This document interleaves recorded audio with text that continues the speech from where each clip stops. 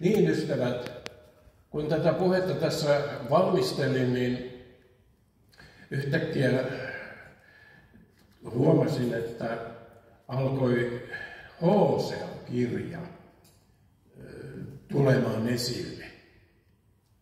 Ja jos muistatte Vanhasta testamentista Hosean kirjaa, niin tiedätte, että siellä oli tämä profeetta Hosea. Jumala pisti hänet naimisiin huonomaineisen naisen kanssa. Ja tätä aivan kun käytetään nyt semmoisena esimerkkinä Jumalan ja Israelin välisestä liitosta. Että Jumala rakastaa herkeämättä tätä morsianta vaimoa ja kuitenkin vaimo on haureellinen. Ei täytä mittaa, jos näin voisi sanoa. Kuitenkin tämä liitto on sitten sellainen Jumalan järjestämä asia,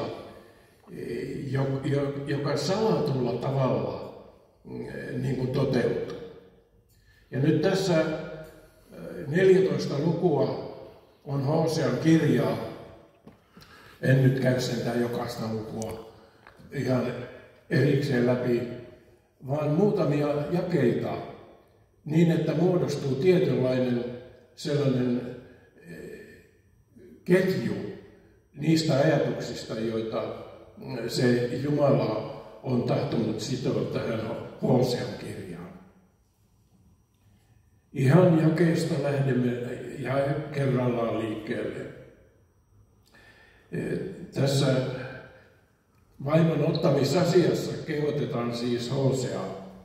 Mene, ota itsellesi haureellinen vaimo ja haureudesta syntyneet lapset, sillä maa on peräti rikkonut avion luopumalla Herrasta. Tällaisia avioliittoja saattaa meidänkin yhteiskunnassa ja maailmassa olla. Ei se sinänsä tämän ihmeellisempää ole. Rakkaus kuitenkin yhdistää tällaisia pariskuntia.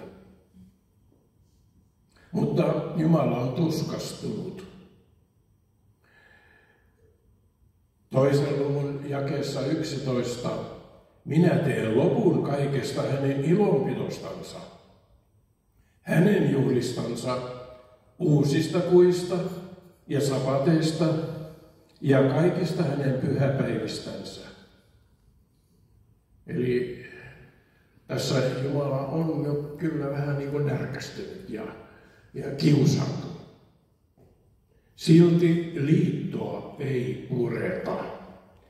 3. jakeen 1. Mene vielä ja rakasta naista, jota hänen puolisonsa rakastaa, mutta joka rikkoo avion, siis tämä puoliso.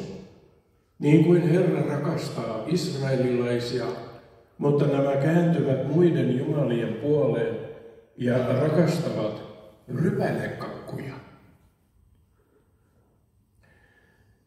Ja tilanne Israelissa 4.2.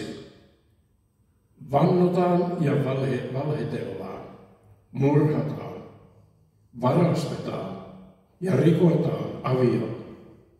Murtaudutaan taloihin ja verityötä seuraa. Jumala ei voi tätä kaikkea hyväksyä.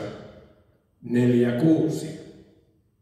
Minun kansani joutuu häviöön, sillä se on taitoa vailla. Koska sinä olet hyljännyt taidon, hylkään minä sinut, niin ettet saa olla minun pappinani. Koska olet unhottanut Jumalasi lain, unhotan myös minä sinun lapsesi.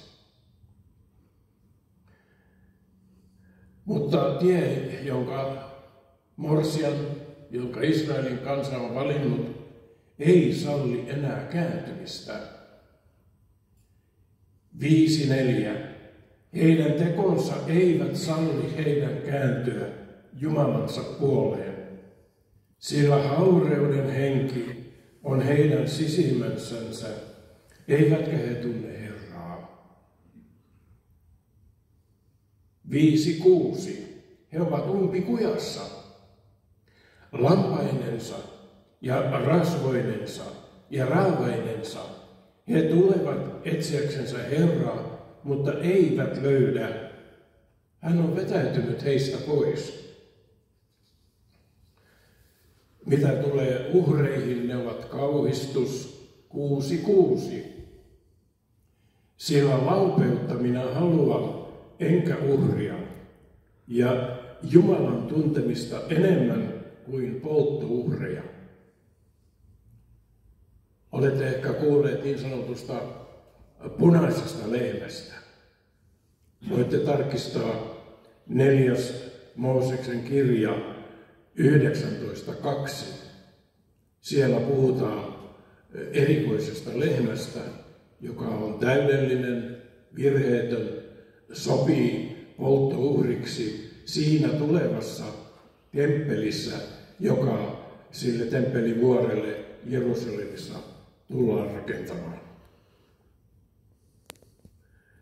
Nyt on tilanne 60. Israelin heimon keskuudessa minä olen nähnyt kauhistuttavia tekoja.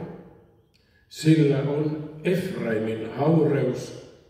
Israel on itsensä saastuttanut. 7.2. He luulevat, ettei Jumala muista. Näin sanotaan. Eivät he ajattele sydämessään, että minä muistan kaiken heidän pahuutensa. Nyt heidän tekonsa piirittävät heidät. Ne ovat tulleet minun kasvojeni eteen. 70. Israelin ylpeys huutaa taivaaseen saakka. Israelin ylpeys syyttää häntä vasten silmiä. Eivätkä he palaa Herran Jumalansa tykö. Eivät etsi häntä, vaikka kaikki näin on. Vaikka kaikki on nähtävillä, jo nyt ei tehdä parannusta. He ovat omahyväisiä. 7.12. Juuri kun ovat menossa, minä levitän verkkoni heidän päällensä ja pudotan heidät alas kuin taivaan linnut. Minä kuritan heitä, niin kuin on julistettu heidän seurakunnallensa. USA-tuki voi muuttua. Israel pudotetaan alas. Sakarian kirja 12.3. Siellä puhutaan siitä, kuinka kaikki kansat kerran tulevat olemaan Jerusalemia vastaan.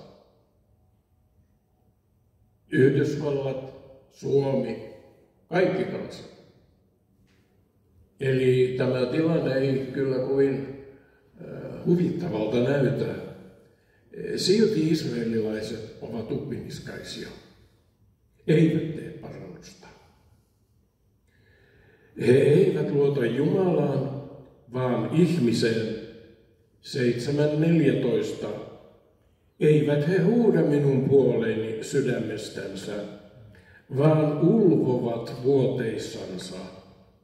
Jyvien ja viinin tähden he kokoontuvat. Minua vastaan he niskoittelevat. 8.1. Suuhusi pasuna. Kotkan lailla Herran temppeliä vastaan. Sillä he ovat rikkoneet minun liittoni, ovat luopuneet minun laistani. Eli mikä on meidän kristittyjen tehtävä?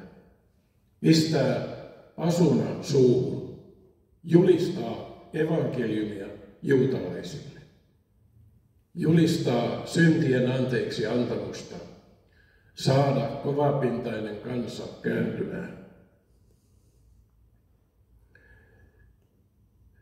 8.5. Inhoittava on sinun vasikkasi, Samaria. Minun vihani on syttynyt heitä vastaan. Kuinka kauan? Eivät he voi päästä rankaisematta.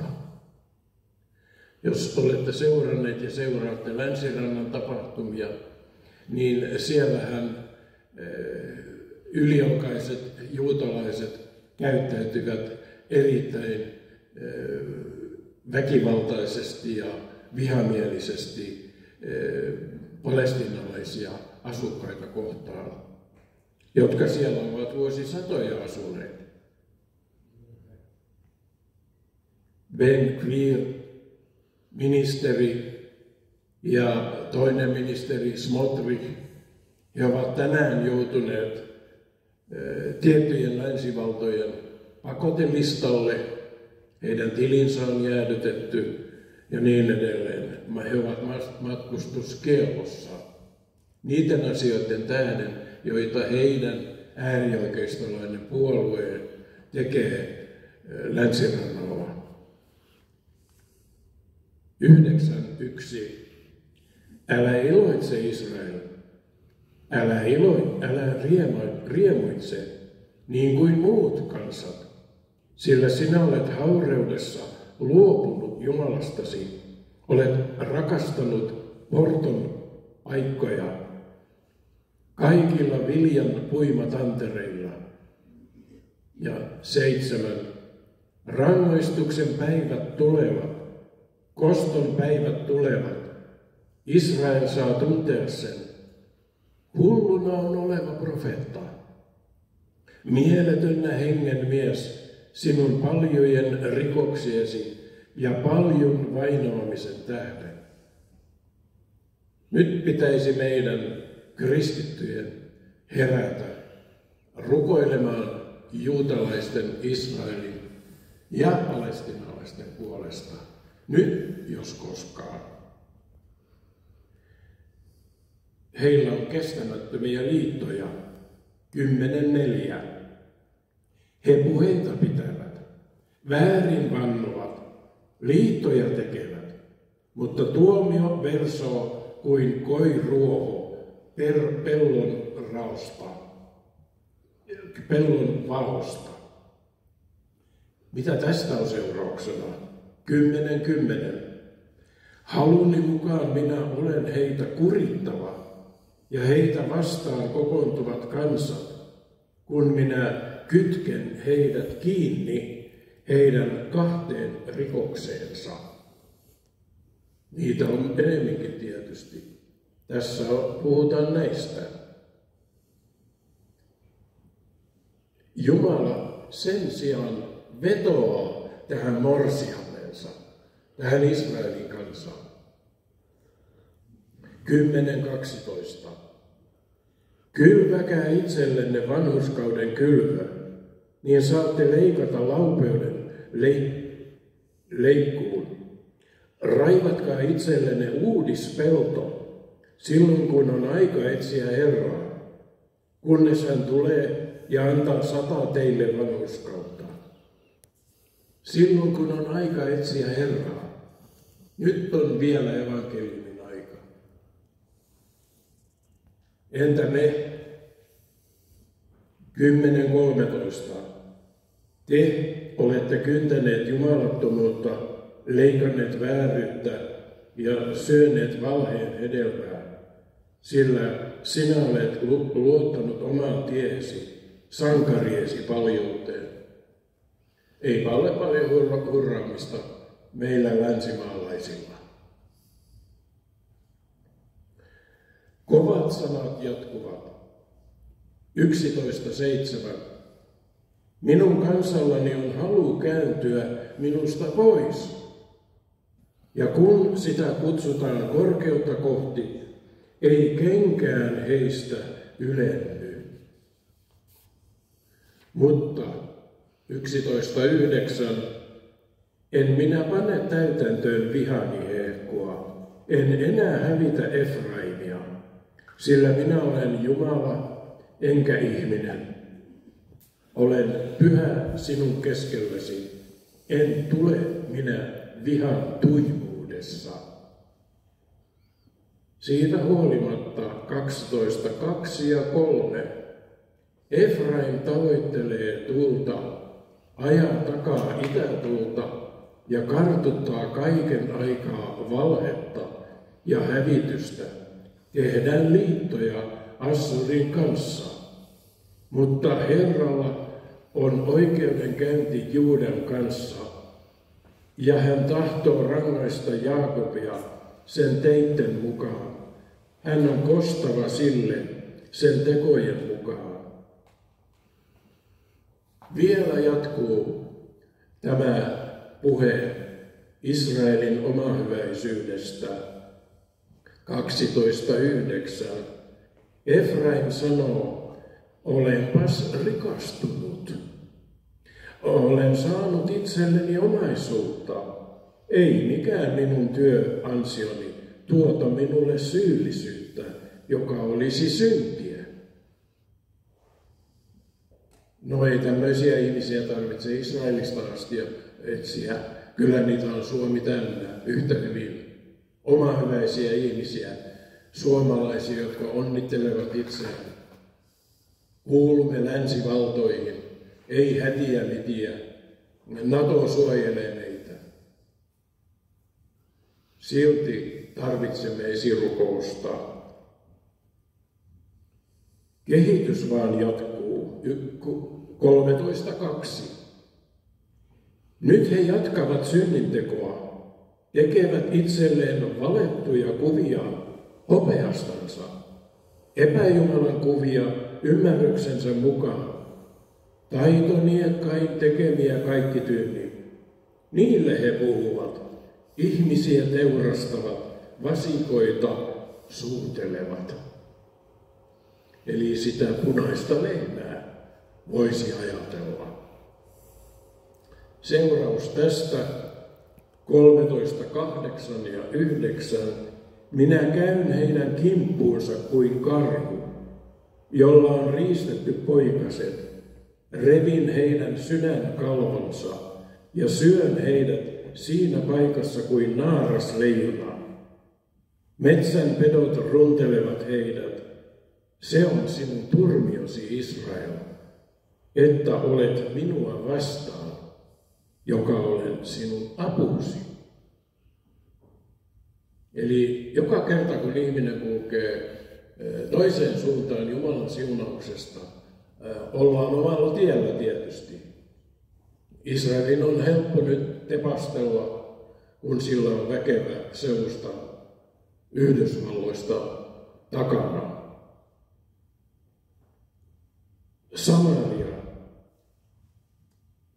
Samaria joutuu syystänsä kärsimään, koska se on niskoitellut Jumalansa vastaan. He kaatuvat miekkaan, heidän pienet lapsensa ruhjutaan ja heidän raskaat vaimonsa halkaistaan. Näin hän kävi siellä Nova-festivaaleilla, jossa 1200 ihmistä teurastettiin. Ja tietojen mukaan myöskin raskaana olevia naisia. Palaa Israel, Herran sinun Jumalasi tykö, sillä sinä olet kompastunut rukouksiisi. Eli kansa on hämmennyksen vallassa, rukoukset ovat sekaisia, niissä ei ole järkeä. Jumala kutsuu parannukseen. 14, jakeet 3, 5 ja 6. Ottakaa mukaanne sanoja ja palatkaa Herran tykö ja sanokaa hänelle, anna anteeksi kaikki rikokset, ota armoihisi, niin me tuomme sinulle uhrimulleiksi, huultemme uhrit. Minä parannan teidän luopumuksenne, omasta halustani minä teitä rakastan, sillä minun vihani on kääntynyt hänestä pois. minä olen oleva Israelille kuin kaste. Se on kukoistava kuin lilja ja juurtuva syvälle kuin Libanon. Eli tällaiset tulevaisuuden kuvat ovat meidän edessämme, mutta tällä hetkellä näyttää melko kurjalta. Ja nyt on tarkoitus se, että Jumala herättäisi meidät kristityt, jotka ylipäätänsä jotakin ymmärrämme näistä asioista, esirukoukseen. Juutalaisten, yhtä hyvin palestiinalaisten, kaikkien ihmisten puolesta. Lopettaisimme tällaisen suomalaisen löperön kristillisyyden harrastamisen. Ja vielä eilen sain profetian, luen siitä aivan muutaman ajatuksen, jotka liittyvät tähän. Juutalaisuus ei tuo heille mitään etuoikeuksia. He eivät saa käyttäytyä siten kuin he nyt käyttäytyvät. On anteeksi antamatonta kohdella palestiinalaisia siten kuin he kohtelevat kanssaihmisiä, Jumalan luotuja, kuten hekin ovat. Vielä jatkuu. Tämä seikka jää tänne taivaaseen muistiin juutalaisia vastaan. He vain lisäävät kovaa korvaisuudellaan Jumalan tuomioita itsensä päälle. Jumala ei unohda. Ja vielä jatkuu. Sinä et saa osoittaa minkäänlaista myötätuntoa kovakorvaisia juutalaisia kohtaan, vaan arvostella heitä mahdollisimman kovin sanakääntein. Halleluja! Ja vielä siksi, että Jumalan kunnia tulisi esiin. Jumalaa ei saa syyttää mistään ihmisten itsensä aiheuttamista seikoista. Miten Jumalaa voidaan syyttää sellaisesta, jonka on aiheuttanut ihmisten oma itsekkyys? Laitetaan kädet ristiin. Niin taivaan Isä, kiitos, että sinä puhut meille.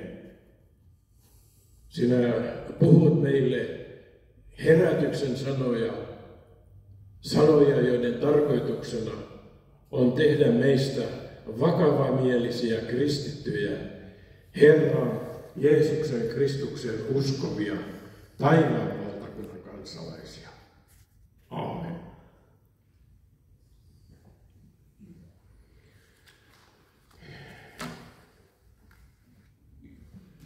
Ilkka Vakkuri tulee vielä päättämään tämän illan ajatuksillansa. Anteeksi, niin, puhu vaan. Nouse ylös, niin kuuluu paremmin. Kovin sanoinen, Eero. Mitä? Kovia sanoja sun profetiassa, ja mun mielestä profetiota pitää aina tarkastella Raamatun valossa, ja tuntuu aika kummalliselta tämä sinun kritiikkisi. Mun mielestä se unohtaa historian kokonaan, missä ollaan. Sä oot ihan tässä päivässä ja tässä Ylen viestinnässä. Ja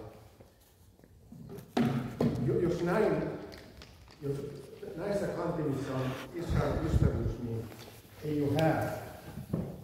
Pyydän jotenkin kannanottoa teiltä muilta. Joo, siis tämä oli hänen oma näkemyksensä. Kaikki se sen tiedätte.